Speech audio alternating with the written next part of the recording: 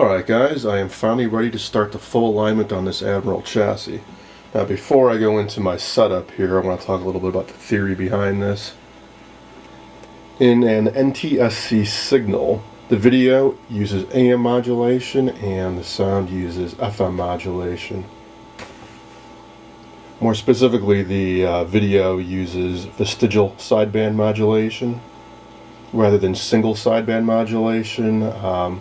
It's a compromise for technical difficulties to make a pure single sideband. So what you see here is a little bit of the vestigial sideband, about 1.25 megacycles of it, and then the full 4 megahertz video bandwidth. Then there's a bit of a gap, and then there's the FM carrier at 4.5 megahertz from the center of the video modulation. So that's what this receiver needs to handle. I think it's a little bit easier to see here. So there's a vestigial sideband, there's a full sideband, bit of a gap, and then there's the sound. So the receiver needs to have a response such that it can decode that signal. Alright, there is the ideal IF response we want to handle that NTSC signal, where the video carrier is down about 50% in the response at 25.75 megahertz, and there's a bit of a notch at 21.25 where the sound is picked off. This particular set I'm working on has a dual IF, where right after the converter there's a separate IF for sound and video, which explains why I can get a decent picture and bad sound and vice versa. The other type of TV is where there's a common IF and the sound is picked off with a 4.5 megahertz trap after the video detector. With this type of set, which is pretty much what every set from the early 50s on used, you can get, if you get any type of picture, you're always going to get sound.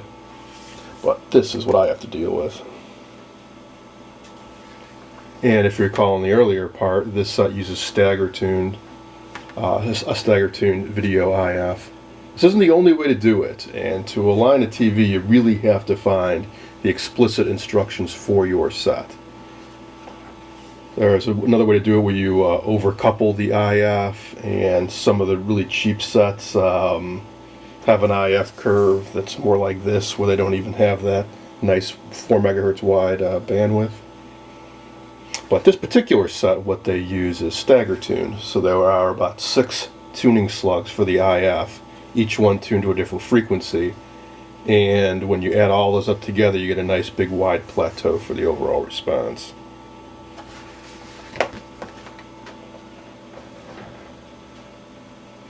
You can see that pretty clearly here on the diagram that I'm going to be following, where you tune this slug for 22 megahertz and this one for 21.25, 25.3, 23.5, and so on.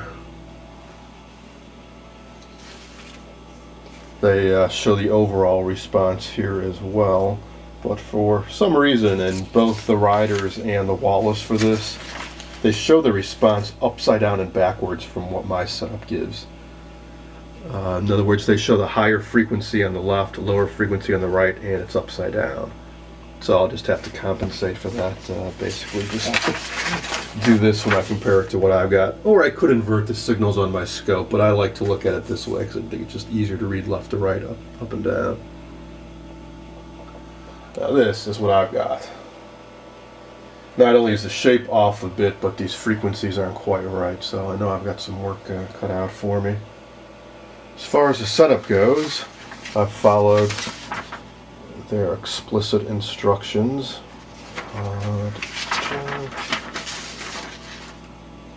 Which are right here. So disconnect any stuff used in the previous steps. I contrast control fully clockwise and hook up a 4.5 volt battery with the negative going to the AGC bus. That's what this battery pack is for.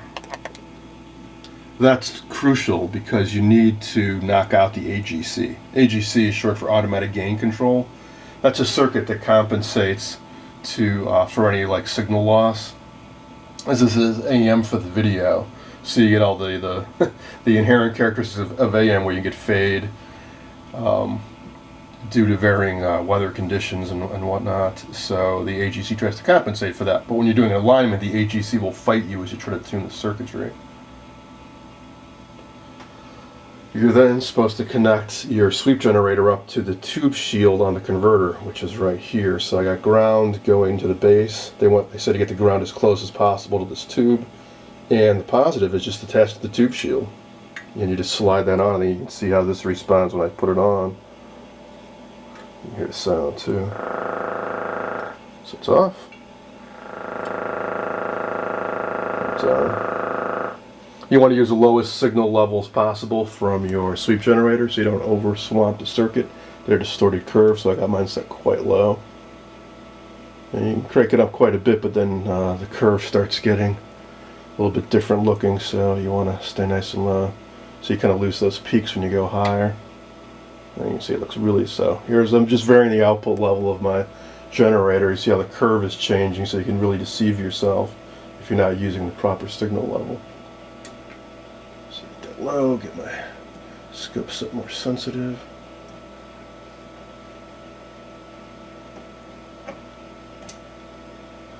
Yeah. I'm using my WaveTech 1080. Got it set to sweep from 20 megahertz to 30 megahertz, centered on about 24, 25. I got the markers set to show me 1 megahertz ticks and 10 megahertz ticks, so got 20 here, 30 here, and then each tick is 1 megahertz. Try to get it lined up to the grid as much as possible, make it a little bit easier to read. I also have a variable marker set up, and I was surprised that out of my few RF generators I tried, that this old Heath kit seemed to be the best calibrated. I'll show you that in a moment as soon as it warms up. And as for the demodulator probe, that's attached to the video output tube. They show you how to hook it up right here to the 6AC7 tube as video output tube. You attach this little RC filter here and then to the TVM or scope. Use the same point as you go through the alignment as you do to check the overall response curve. To give you some idea how sensitive this is, grab an alignment tool here and just tweak one of these coils a little bit. And I think you'll see how drastically you can change the response just with a slight tweak. So I'm just barely turning this coil, and see there's a huge effect on that response curve. So that's why I need to very carefully go through this and get all these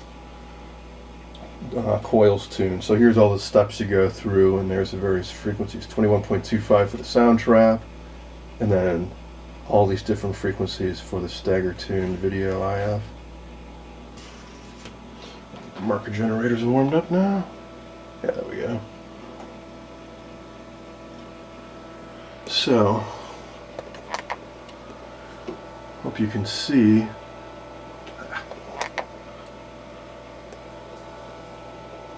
There's a little blip moving back and forth there. It's up right at the top right now. It's moving to the right. Now back to the left. I say this is accurate because, for example, if I set this on 20, it overlaps that left tick perfectly. So it's dead on 20 right now, and it blends right in with it.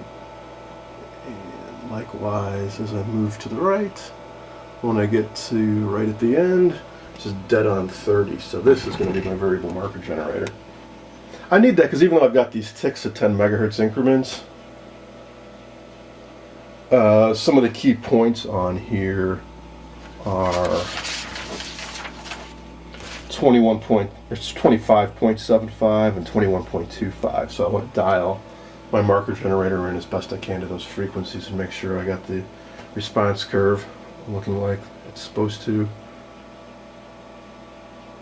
Alright, so that's the overall response curve, and I know it's wrong. So now what I have to do is disconnect the sweep generator and feed a fixed RF generator in to the same shield here. I can either use this in CW mode, But I'll need to use a frequency counter then, because this only shows me whole digits here. I don't see the point afterwards. So when I need to get 21.25, I can't do it just by looking at this display. Or I can use this and guesstimate 21.25.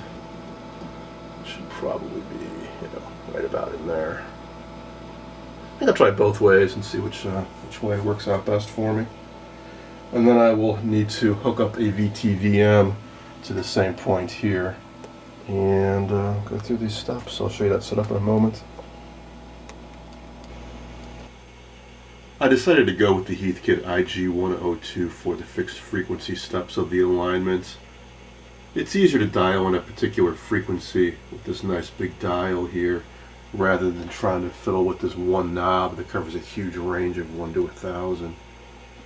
So I've dialed it in to the first frequency I'll need, which is 21.25, and to double check that, I hooked up a frequency counter, and indeed it is 21.25, or pretty darn close to it.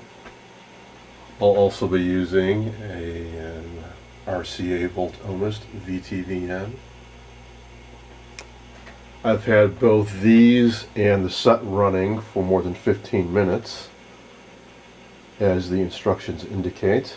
I'll hook up the RF generator with alligator clips to that tube shield, just like I did with the sleep generator. And the VTVM will clip in down here on the video detector tube. Here are the steps I'll be following. So the overview here is connect a 4.5 volt battery to the AGC bus, as I talked about earlier. Allow about 15 minutes for equipment to warm up. Check. Disconnect the antenna from receiver. You don't want any other signals interfering with your alignment. You only want the RF generator. So disconnect any VCR or test pattern generator or antenna. And I also suggest putting on channel 13 or other unassigned high channel. Most areas in the US there are no more broadcasts, so you shouldn't have too much trouble with that. I'll put mine on channel 13 as they suggest. I've got that RC filter there as they indicated there, and that's where the VTVM connects. Again, this will vary on your particular set, so make sure you get the alignment instructions for it. Connect the generator to the 6J6 oscillator tube shield, as I mentioned. Set contrast control at the center of its rotation. The contrast control does actually have an effect on the IF stages, so get that about in the middle. Use your VTVM on the lowest scale. And that's about it.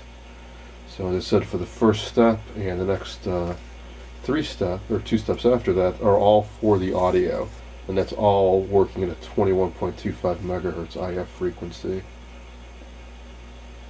So I'll hook that all up and let's go on to step 1.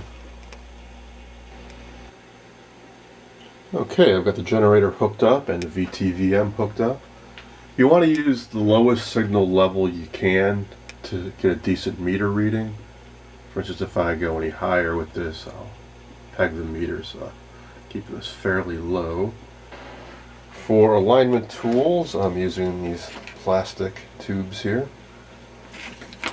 This one would be if you have like an internal ferrite core that has a slot in the top of it. This would fit into that. You can rotate it. This is a plastic tube that has kind of a metal shim inside, and that fits on the cores that I have to deal with, which have these brass shafts with a slot cut in the end, and these fit right over that, and you can rotate them. Use as little force as possible. These are fairly fragile and you don't want to break them.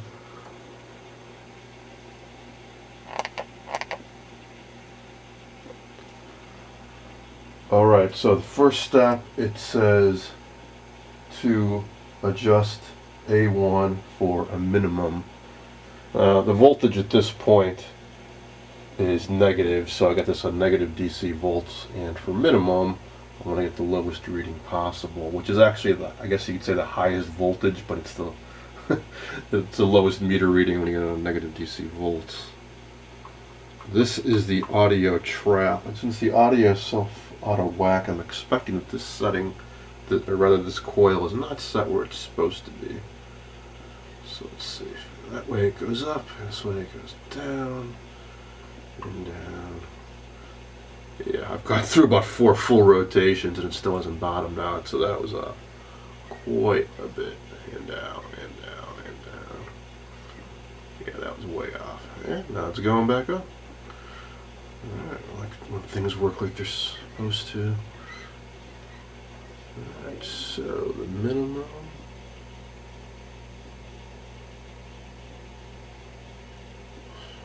Right about there. Cool. Alright, now the next 3 steps involve adjusting A2, A3, A4. Those are all in the audio section here. And I need to move the meter to a different point where it's positive, and I'm supposed to keep reducing the signal generator output while I peak each coil to keep it around 1.5 volts DC. Again, you don't want to overload your receiver with too much RF signal when you're aligning it, or you will get misleading readings.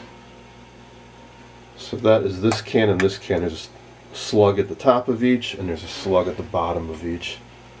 First one I want to do is the slug at the top, but before I do that, I have to move my meter connection to point. Okay, so this is A2, and we're adjusting it.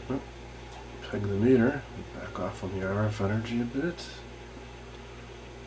Seems like these are very sensitive coils. Remember, this is the can where I replaced the mega capacitors inside, so I'm sure it's out of alignment now, because these capacitors are not going to be exactly the same value as the old ones.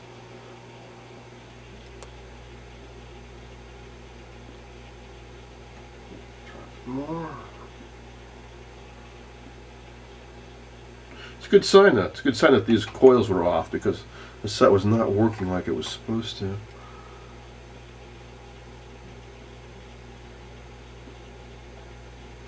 Back off a little more on the RF, but I think I'm really close to the peak on this coil.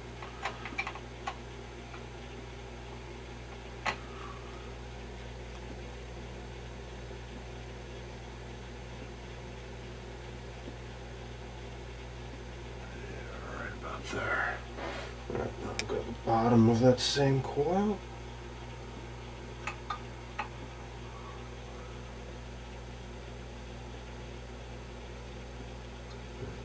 Comes off too.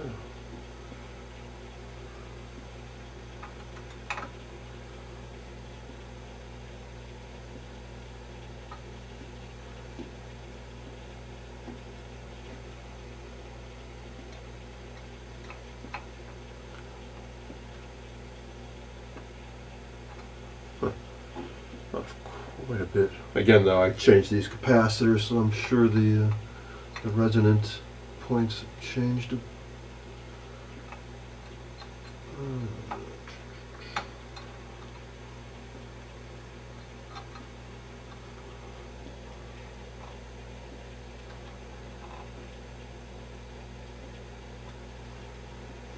It's way off.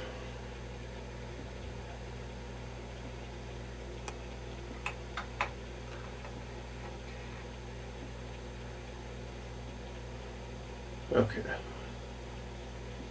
think I got it. Right about there. And one more to do.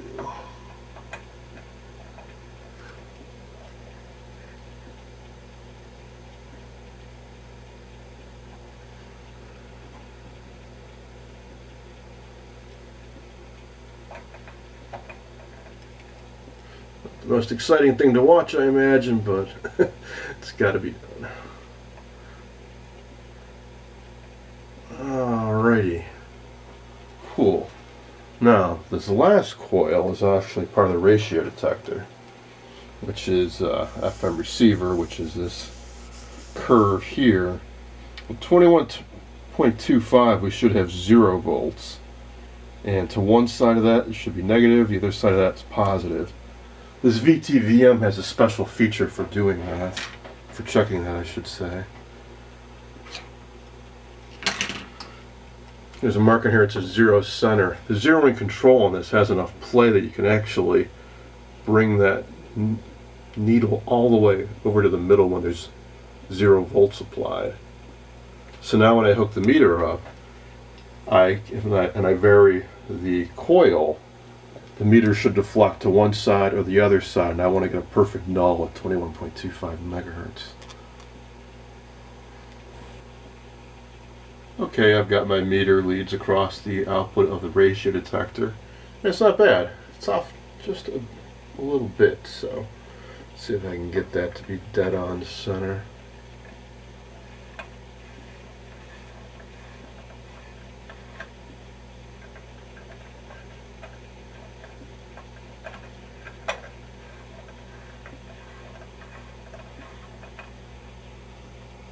And let's see, that's pretty good right about there.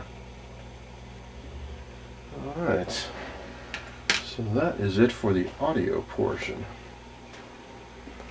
Now for the video portion, that's the stagger tuned circuit. So now we start jumping around in frequencies. 25.3, 23.5, 22, 22.3, and then back to 21.25. That will be adjusting these various coils. And they have a specific order of A5, A6, 7, 8, 9. And I think that helps you do the alignment. So you should definitely follow these steps in the order that they show them. And again, for this, as you peak each coil, they want you to keep reducing your generator output to maintain about 1 volt on your meter.